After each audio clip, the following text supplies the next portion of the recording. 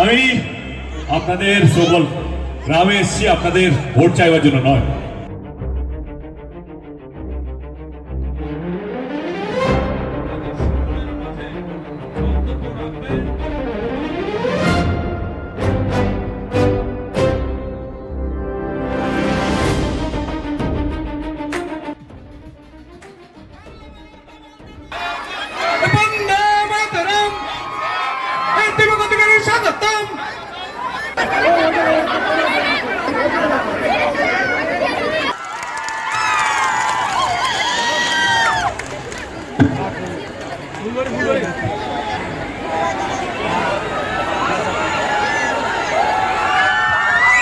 নমস্কার,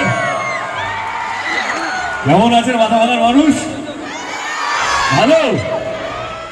আর নির্বাচন তো চলে গেল, আর দুদিন বাকি, তাই তো?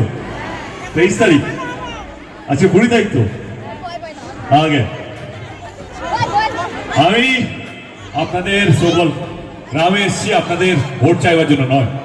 এটা আপনাদের গণতান্ত্রিক অধিকার, আপনারা যাকে ইচ্ছা ভোট দিতে পারেন, আমি জোর করবো না। কিন্তু হ্যাঁ, আমি এই তো এখানে আমি আপনাদের কাছে এসেছি, আপনাদের গ্রামে, আপনাদের মাথা ভাঙায়। আমার যিনি প্রার্থী, ওনার জন্য আপনাদের কাছে আশীর্বাদ চাইতে এসেছি। আশীর্বাদ করবেন তো? সঙ্গে আছেন তো? কি হয়, নির্বাচন আসে আর যায়, কিন্তু যেটা সবচেয়ে বেশি দরকার, যেটা সাউলবাবু বলছিল, যেটা হচ্ছে আপনাদের আশীর্বাদ, আপনাদের ভালোবাসা, আপনাদের বিশ্বাস এবং আপনাদের দোয়া।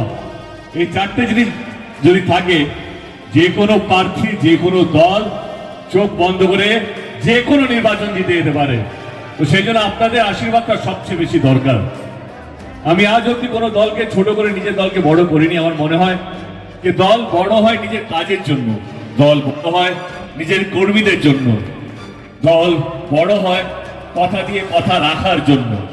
এবং আমার দল তৃণমূল কংগ্রেস 2011 থেকে আপনাদের আশীর্বাদে, আপনাদের ভালোবাসায় এবং আপনাদের বিশ্বাসে 15 বছর ধরে রাজ্যে আছে। আমি আমার দলের কিছু কথা রাখবো আপনাদের সামনে। তারপর 23 তারিখে আপনারা কাকে ভোটটা দেবেন সেটা আপনাদের উপর। আমার মনে হয় যে দল কথা দিয়ে কথা রাখে সেই দলের জেতা উচিত। যেই দলের কর্মীরা আপনাদের আশেপাশে সুখে দুঃখে থাকে তাদেরই জেতা উচিত। 2011 থেকে আমাদের সরকার এই রাজ্যে আছে। 2011-তে যাবো না, 2021-এরই কথা বলবো।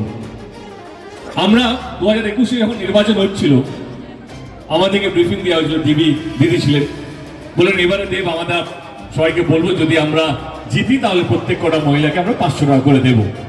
সেই প্রকল্পের নাম ছিল লক্ষ্মীর ভান্ডার। বিরোধীরা বললো যে না, এটা সম্ভবই না, 500 টাকা করে বাংলার প্রত্যেকটা মহিলাকে দেওয়া এটা জীবনে সম্ভব হতে পারে না। কিন্তু না, আপনারা আমাদেরকে বিশ্বাস করলেন, পশ্চিমবঙ্গের প্রত্যেকটা মানুষ দিদিকে বিশ্বাস করলেন এবং আপনারা প্রথমবার এত ভোট দিলেন। তৃণমূল কংগ্রেস 200টার বেশি আসন পেয়ে আবার তৃতীয়বারের জন্য সরকার গড়ল। জেতার 4 মাসের মধ্যে লক্ষ্মীর ভান্ডার প্রকল্পটা বাস্তবিক হয়েছিল। যেই প্রকল্পটা 500 টাকা দিয়ে শুরু হয়েছিল, আজকে সেটা 1500 টাকার বেশি পাওয়া যাচ্ছে। তাহলে এবার আপনারা বলুন, কোন সরকারে থাকা উচিত? যে কথা দিয়ে কথা রাখে তার, না যে শুধু কথা দিয়ে ভোট নিয়ে পালিয়ে যায় তার? বলুন, যে কথা দিয়ে কথা রাখে, তাই তো? কারেক্ট। অনেক গ্রামে অনেক পরিবার আছে যাদের কাছে এরকম অর্থ নেই, মেয়েদেরকে সেভাবে স্কুলে হয়তো পাঠাতো না একটা সময়। আমি সবারই কথা বলছি না, কিন্তু অনেক গরিব পরিবার ছিল। সেখানেও মমতা ব্যানার্জি দাঁড়িয়ে গেল, কন্যাশ্রীর মতন প্রকল্প নিয়ে এলো, যে এখানে প্রত্যেক কটা মেয়েকে তার পড়াশোনার অধিকার যেন পায়। এই কন্যাশ্রী প্রকল্পটাও শুধুমাত্র বাংলায় আছে, অন্য কোনো রাজ্যে অন্য কোনো মুখ্যমন্ত্রী কেউ করতে পারেনি। শুধু মমতা ব্যানার্জি করেছে বাংলার প্রত্যেকটা মানুষ বা বাংলার প্রত্যেকটা মেয়ের জন্য, যাতে সে পড়াশোনার অধিকারটা যেন পায়। যে আপনাদেরকে নিয়ে ভাবে তার, না আবার সে শুধু কথা দিয়ে পালিয়ে যায় তার? মমতা ব্যানার্জি সেগুলো থামেনি। আবার চলে এসে অনেক পরিবার আছে যারা সেরকম অর্থ নেই মেয়ের বিয়ে দেওয়ার জন্য, সেখানেও মমতা ব্যানার্জি দাঁড়িয়ে গেল রূপশ্রীর মতন প্রকল্প নিয়ে এসে, যে বিয়ের সময় 25,000 টাকা করে দেওয়া হয়, যাতে গরিব পরিবারও, গরিব বাবা মাও তারা চাইলে একটু সুস্থভাবে একটু ভালোভাবে মেয়ের বিয়েটা যেন দিতে পারে। এই রূপশ্রী বদন প্রকল্প অন্য কোনো রাজ্যে নেই, অন্য কোনো মুখ্যমন্ত্রী বা অন্য কোনো দল করতে পারেনি, শুধুমাত্র বাংলায় আমাদের মাননীয় মুখ্যমন্ত্রী মমতা ব্যানার্জি করতে পেরেছে। এবার আপনারা বলুন কার জেতা উচিত? যে কথা দিয়ে কথা রাখে, যে আপনাদেরকে নিয়ে ভাবে, যে আপনাদের সুখে দুঃখে সঙ্গে থাকে, তাই তো জেতা উচিত। আজকে তবু একটু মেঘলা হয়ে আছে, কিন্তু এই গরমের মধ্যে বাচ্চাদেরকে, স্টুডেন্টদেরকে পায়ে হেঁটে স্কুলে না যেতে হয়। কারণ অনেক স্কুল আছে যেটা 20 মিনিট, 25 মিনিট, 8 ঘন্টা, 40 মিনিট লাগে পায়ে হেঁটে। এই এত গরমে ছাত্র ছাত্রীদের পায়ে হেঁটে স্কুলে না যেতে হয়, সবুজ সাথী বদন প্রকল্প নিয়ে এলো, যেখানে প্রত্যেকটা ছাত্র ছাত্রীদের সাইকেল দেওয়া হচ্ছে, যাতে এই গরমে তারা পায়ে হেঁটে নয়, সাইকেল চালিয়ে বাড়িয়ে যেতে পারে, সাইকেল চালিয়ে স্কুল থেকে বাড়ি যেতে পারে। এই সবুজ সাথী বদন প্রকল্প অন্য কোনো রাজ্যে নেই, অন্য কোনো মুখ্যমন্ত্রী তাদের রাজ্যে করতে পারেনি, শুধুমাত্র মমতা ব্যানার্জি বাংলায় করতে পেরেছে ছাত্র ছাত্রীদের জন্য। এবার আপনারা বলুন কাকে ভোটটা দেবেন? যে আপনাদেরকে নিয়ে ভাবে, যে আপনাদের ছেলে মেয়েদেরকে নিয়ে ভাবে, যে আপনাদের পরিবারকে নিয়ে ভাবে, তাকে তো ভোটটা দেওয়া উচিত। মমতা ব্যানার্জি সেগুলো ভাবেনি। এবার অনেক পরিবার চিকিৎসা করাতে পারে না শরীর খারাপ হলে, ঈশ্বর না করুক কারো শরীর খারাপ হোক, তাহলে সরকারি হসপিটালে লাইন লাগাতে হয়। এবার অনেক ক্রিটিক্যাল অপারেশনের জন্য কখনো 10 দিন টাইম লাগে, কখনো 15 দিন অ্যাপয়েন্টমেন্ট পেতে টাইম লাগে, বা কখনো মাস 2 মাসও লেগে যায়। সেখানেও মমতা ব্যানার্জি দাঁড়িয়ে গেল গরিব পরিবারের পাশে। আবার মমতা ব্যানার্জি দাঁড়িয়ে গেল স্বাস্থ্য সাথীর কার্ডের মাধ্যমে, যেখানে প্রত্যেকটা পরিবারকে 5 লক্ষ টাকা করে বীমা দেওয়া হচ্ছে। 5 লক্ষ টাকা, বিশ্বাস করুন অনেক টাকা হয়। 5 লক্ষ টাকা করে এক একটা পরিবারকে বীমা দেওয়া হচ্ছে, যাতে গরিব মানুষের যদি শরীর খারাপ হয়, তারা চাইলে প্রাইভেট হসপিটালে গিয়েও চিকিৎসা করাতে পারে, বেসরকারি হসপিটালে গিয়েও চিকিৎসা করাতে পারে। এই প্রকল্পটাও শুধুমাত্র বাংলায় আছে এবং মাননীয় মুখ্যমন্ত্রী হাত ধরেই বাংলায় শুরু হয়েছে। এরকম কোন প্রকল্প অন্য কোন রাজ্যে, অন্য কোন মুখ্যমন্ত্রী এবং অন্য কোন দল করতে পারেনি। শুধুমাত্র তৃণমূল কংগ্রেস এবং মমতা ব্যানার্জি বাংলার প্রত্যেকটা মানুষকে নিয়ে করেছে। এবার আপনারা বলুন কার জেতা উচিত? দিদিকে নির্বাচনটা একটু অন্যরকম। আজকে নির্বাচনটা শুনলে মনে হচ্ছে ধর্ম নিয়ে নির্বাচন হচ্ছে। আমরা বড় বড় নেতাদের মুখে শুনেছি, এর মধ্যেই শুনেছি আমরা, যে আপনারা আমাকে ভোট দিন, আমরা বাবরি মসজিদ করবো। শুনেছেন তো আপনারা? কেউ বলছে আপনারা রাম মন্দির বানিয়েছি, আমাদেরকে ভোটটা দিন। আমি না মাঝে মাঝে গুলিয়ে ফেলি, এই নির্বাচনগুলো কিসের জন্য, কে কতগুলো। আমি ধর্মকে রেসপেক্ট করি, যেই ধর্মেরই হোক না কেন। আমার মনে হয় ধর্ম সব, মানে ঠাকুর সবার, ধর্ম ডেফিনেটলি আমাদের একটা কি বলবো অহংকার, একটা ভালো লাগার জায়গা, বিশ্বাসের জায়গা। আসছি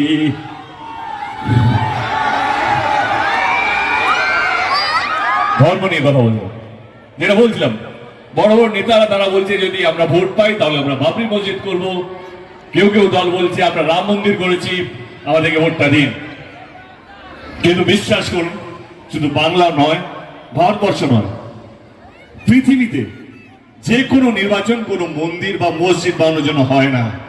প্রত্যেকটা নির্বাচন হয় কে কতগুলো স্কুল করবে, কে কতগুলো হসপিটাল করবে, কে কতগুলো রাস্তাঘাট করবে, কে মানুষকে বাঁচিয়ে রাখবে, মানুষকে এক রাখবে এবং মানুষকে ভালো রাখবে।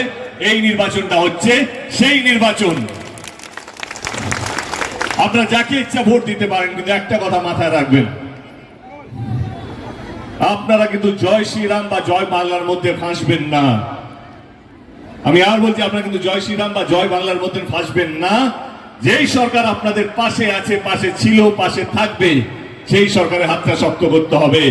যে সরকার আপনাদের বাচ্চাদেরকে নিয়ে ভাবে, আপনাদেরকে নিয়ে ভাবে এবং প্রত্যেকটা বাংলার মানুষকে নিয়ে ভাবে, সেই ধর্ম যেই ধর্মেরই হোক না কেন, সে হিন্দু হতে পারে, মুসলমান হতে পারে, যে কোনো ধর্মের হতে পারে, তাকে নিয়ে ভাবে, তারই হাতটা শক্ত করবেন।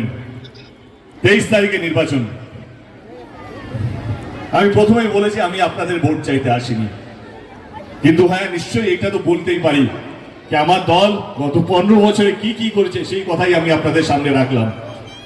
যদি সত্যি আপনাদের মনে হয় যে আমার দল, আমাদের নেত্রী মমতা ব্যানার্জি আপনাদের জন্য এবং বাংলার প্রত্যেকটা মানুষের জন্য কাজ করতে পেরেছে। তাহলে 23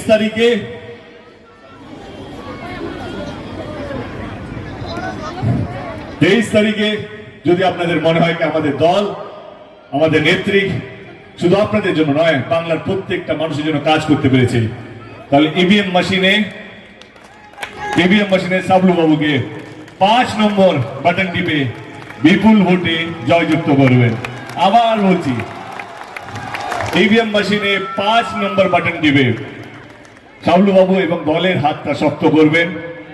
আমি একটাই কথা বলতে পারি, উনি এখানকার ভূমিপুত্র, উনি আপনাদেরকে বেশি দূরে যেতে হবে না, না 3 ঘন্টা না 2 ঘন্টা, কাছেই ছেলে, বাড়ির ছেলে, গ্রামের ছেলে, আপনাদের ওর হাতটা শক্ত করুন, দেখবেন ও আপনাদের কোথাও ছেড়ে যাবে না। ইতিমধ্যে আমরা দেখছিলাম উত্তরপ্রদেশের মুখ্যমন্ত্রী বলল উত্তর বিহার বাংলা এসে, ঠিক আছে বুঝতে পেরেছি স্লিপ অফ টাং হয়ে গেছে, হয়তো আমাদের সবারই একটু স্লিপ অফ টাং হয়, কিন্তু একটাই কথা বলবো, আমরা এটাকে বিহার বানাতে দেবো না, বাংলাকে বাংলায় রাখবো। এবং বাংলার সংস্কৃতি যেখানে বাংলার মধ্যে সমস্ত ধর্মের মানুষ এরকম ভাবে থাকে, বাংলার মধ্যে সমস্ত রাজ্যের মানুষও থাকে, অনেক বিহারি দাদা বোনেরাও থাকে, অনেক ইউপি দাদা বোনেরাও থাকে, অনেক নেপালি ভাই বোনেরাও থাকে, অনেক মানুষ থাকে। বাংলার এটা গর্ব, বাংলা এটা শক্তি, বাংলা এটা ঐতিহ্য, বাংলার এটা সম্মান। 23 তারিখে নির্বাচন, সুস্থভাবে ভোটটা দেবেন। এবং আবার একবার বলছি, যদি আপনাদের মনে হয় আমার দল এবং আমাদের সাবলু বাবু আপনাদের হয়ে কাজ করতে পারবে, তাহলে ইভিএম মেশিনে 5 নম্বর বাটনটা টিপে আমার এই ভাইটাকে বিপুল ভোটে জয়যুক্ত করবেন। Thank you so much. আজকে অনেকগুলো সভা আছে, রোড শো আছে, দেখা হবে আপনাদের সবারই সঙ্গে জেতার পর।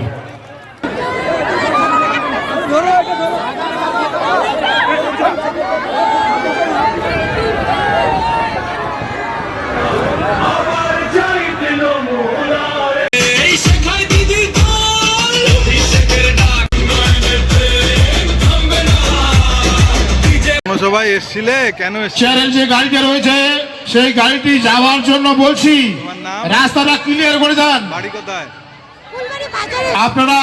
এখানে কেন এসছিলে? তোমাদের নাম? চ্যানেল যে গাড়িটি রয়েছে গাড়ির ড্রাইভারকে বলছি, আপনি রাস্তাটা ক্লিয়ার করে দিন দাদা, কোথায় বাড়ি? রাস্তাটা ক্লিয়ার করে দিন। কথা বলবেন ভাই, ওখানে এটা কি? এটা উপরে ইলেকট্রিক তারটা দেখবে, দীপক অধিকারী সাইন উপরে কিন্তু লাইন করেছে, ভালো করে দেখা, ভালো করে দেখা। এটা কিন্তু উপরে 11,000 ভোল্টের তার রয়েছে এবং আচ্ছা 400 ভোল্টের তার রয়েছে, তারগুলো দেখে পাতাগুলো। নাম কি বল? বিউটি সরকার। পূরণ হয়ে গেল, স্বপ্ন পূরণ হয়ে গেল। কি স্বপ্ন ছিল? আচ্ছা আরেকবার দেখাও। আজকের মধ্যেই শেষ করবেন। বাহ, তোমার বাড়ি? হালদারপাড়া। নির্বাচন কমিশনের লোক সেই